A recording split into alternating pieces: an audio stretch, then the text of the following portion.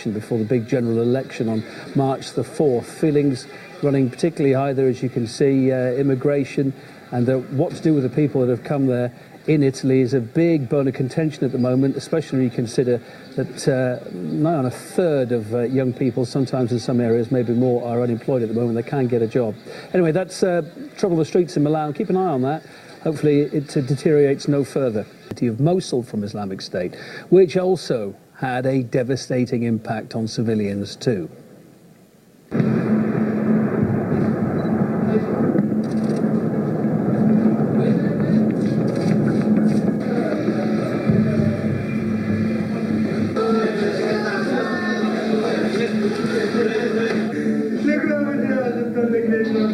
We are appalled by the escalation of airstrikes in eastern Ghouta. Humanitarian disaster. Systematic targeting of civilians. This is hell on earth. Ongoing slaughter of trapped civilians. It's about the backers of the Syrian government as well, and we call on all their backers, including Russia, to ensure that this violence stops.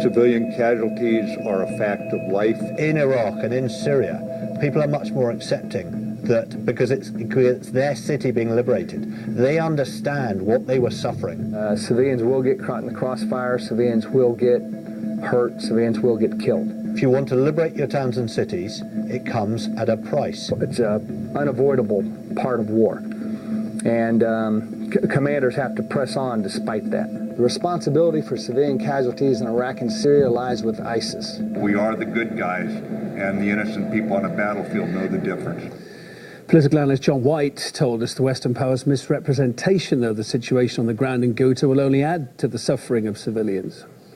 Regime change propaganda has entered the realms of the fantastic, wherein groups such as Nusra Front and Jaish al-Islam, which is the dominant faction in eastern Ghouta, these groups which adhere to the same ideology responsible for 9/11 and a whole litany of terrorist attacks, they're now being depicted as rebels, as partisans of Second World War repute, whereby the Syrian army, made up of conscript soldiers drawn from every part of the multicultural and multi-religious mosaic of Syrian society, they're now being painted as a latter-day Waffen-SS, an army of occupation, rather than an army of liberation. So this narrative will continue as Syria comes closer to achieving its complete liberation. And the suffering of the civilians, which no one can deny, is being prolonged by this continued attempt to undermine the attempts of the Syrian government and its allies, particularly Russia, to liberate the country. America says it will move its embassy in Israel from...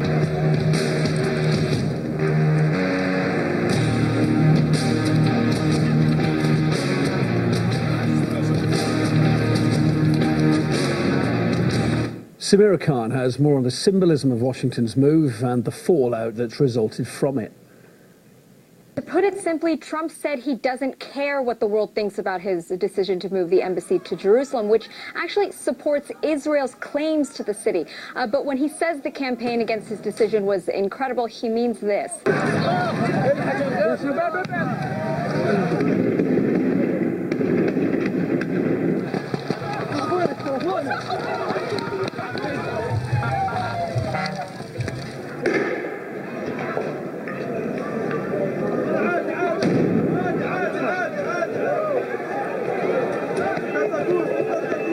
Even though Trump doesn't care, people in the region do. Today we saw clashes in Hebron continue, which Israel, on the other hand, is praising Trump.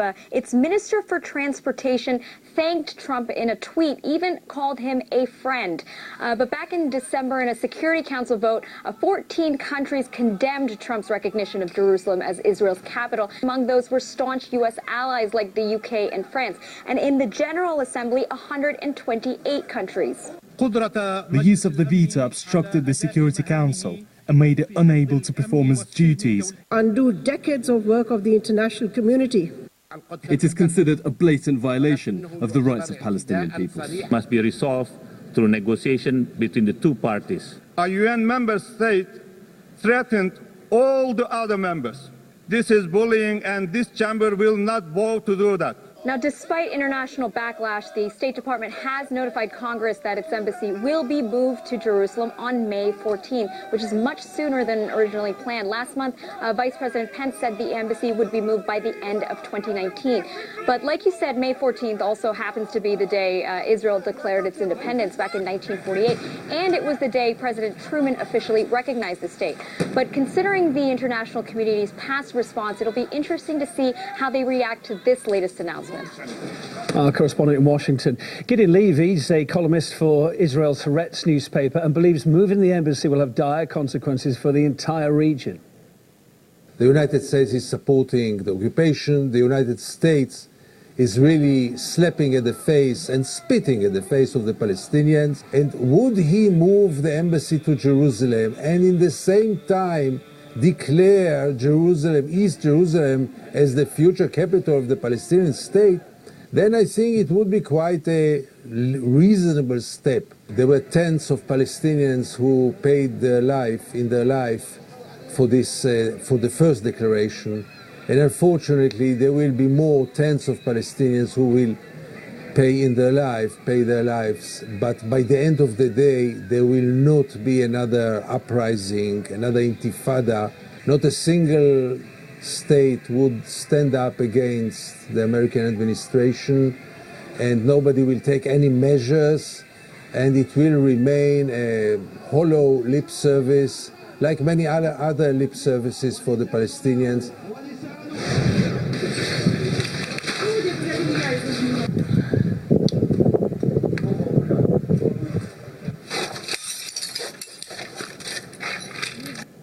I spoke to journalist and political affairs analyst Martin Summers about this latest move now by Kiev. He thinks this decision is going to undermine all the peace efforts that have been achieved so far. Kind of setting in stone a conflictual situation, isn't it? It's not going to lead to any constructive dialogue between the two sides. The Minsk agreements is all we've got to hold this situation in as a frozen conflict. And it's better off as a frozen conflict than as a live conflict. And there are plenty of forces inside the Ukraine itself and in the West that want to see a conflict here as a means of debilitating the Russian Federation on the world stage. The breakaway republics have broken away. The ceasefire lines have been established. There's not going to be any change on the ground by fighting. And attempts to talk about fighting as a resolution are not realistic. Let's check out the Olympics now. The football violence in the country ahead of a match with a team from Russia. So after clashes this week in the Spanish city of Bilbao, some are even calling for Russia to be stripped from hosting the World Cup coming up here. Big thing here, of course. Several media outlets raising the alarm over next month's game between Atletico Madrid and Moscow Lokomotiv in the Spanish capital. They blame Russian fans for having incited the violence in Bilbao Thursday, but some police and supporters in the city say no, local hooligans were responsible. That conclusion's backed up on social media sites too. Don't believe those who are trying to shift responsibility and blame foreigners. I was there. Local radicals unveiled a real hunt for Russians. They came with bottles filled with gasoline and firecrackers. They threw it all at the Russians without caring whether there were old people or children in the middle. The first game there in Russia was completely calm. Nothing happens there. Fanatics all represent a threat when they have the chance to show themselves. European football's governing body, UEFA, is investigating what happened in Bilbao. RT's Daniel Hawkins has more on what went on there. Multiple injuries reported as the fans pelted each other with objects, including, as we can see there, flares and crackers, scenes, of course, witnessed all too often, both in club and international matches as well. And it was during these disturbances, just a couple of hours before the match, that this police officer tragically died. What the police have officially said in their statement is he became unwell as he was coming out of his van as he deployed to the scene of the disturbances. He suffered a cardiac arrest after collapsing despite the best efforts of his colleagues and medics. A little later, they couldn't save his life and he was pronounced dead on arrival, tragically, at a hospital. Now, other media were also very quick to report that it was the Russian fans who were at the centre of this trouble. They alleged that they started this disorder, that they even used weapons to attack the locals, knives, bats and chains, etc. And this is, of course, despite the fact that what exactly happened in circumstances leading up to these clashes is still under investigation by UEFA, by the police. The Spartak press service, they've also issued a statement saying what they describe as provocations were actually expected from the very beginning. What is clear is that the atmosphere in the city was tense from the very start. We know that Antifa activists marched on the street prior to the match to send a message to visiting Russian fans. The picture will, of course, become clearer once UEFA and the police do get more details from their ongoing investigation. Yeah, Dan Hawkins. Sowing discord in America. And thanks to an indictment filed last week detailing how suspected Russian trolls used unwitting Americans to undermine their own political process, CNN has plenty of fodder, like this woman from Florida. But did you realize that you guys were in communication electronically with Russians? Not me. I don't know. So what did she do to deserve such a confrontation? Goldfarb is guilty of having run a pro-Trump Facebook page that promoted an event allegedly organized by the Russians. Her objections to accusations of having any connection to Russia, however, were all but ignored by the CNN reporter. You were posting and reposting almost word for word the information that was coming out of this Internet Research Agency in St. Petersburg. No. You don't believe that? Nope. Now, to no one's surprise, Goldfarb was viciously attacked online after the short interview spread like wildfire. Goldfarb should be ashamed of herself. She's the fake. Good on CNN for showing us who she really is. I don't believe her feigned ignorance. She knew. People like Goldfarb, who shared Russian propaganda and who refused to accept responsibility when shown, should be prosecuted. Goldfarb, are you a communist? Maybe all deplorables are communists. But surely CNN won't stop there when there are bigger fish to fry, such as Michael Moore. The Hollywood director should be their next stop, as he both attended and promoted a rally that's said to have been organized by, yep, you guessed it, Russian trolls. The kicker is that protest was titled "Trump is not my president," meaning Russia is also guilty of putting together events against Trump, the man they apparently wanted to see in the White House. But for some reason, I doubt CNN will be knocking down Moore's door to talk about that. Maybe because it looks like CNN covered the rally themselves, along with their comrades in arms, MSNBC. Thousands of people, as you know, Alex, are feeling marginalized by President-elect Donald Trump's comments. They said this is a love rally. After they pointed in that direction, they yelled, "We're not going to be tolerating any sexism or homophobia or racism." So we're told that countless unsuspecting Americans and media outlets were duped by the relentless efforts of online trolls. But where are those trolls getting their inspiration from? More often than not, it looks like they were simply relying on stories generated by the U.S. media itself. Oh, sweet, sweet irony. MSNBC's liberal host Joy Reid is a shining example of that. Her posts were retweeted by accounts said to have connections to the Kremlin hundreds of times. There are obviously a lot of questions about how much the Trump campaign knew about and whether they were complicit in the Russian attack on our election. But what about the rest of the Republican Party machinery? So to break this down, the heart of the accusation seems to be that Russia tried to divide the U.S. by giving people a place to express their views and retweeting mainstream media articles and posts written by Americans. Diabolical, if you ask me.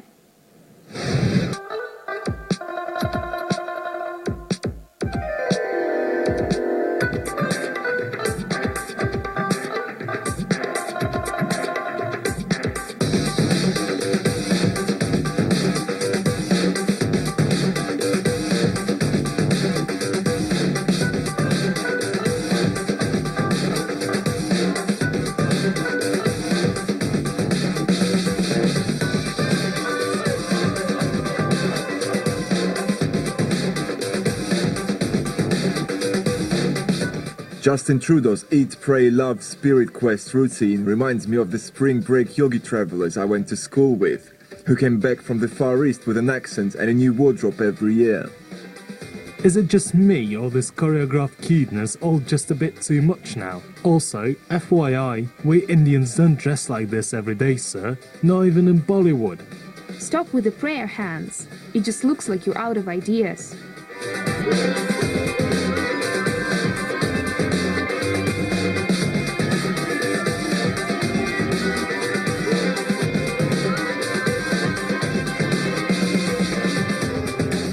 Obviously, we take the situation extremely seriously. The individual in question should never have received an invitation, and as soon as we found out, we rescinded the invitation immediately.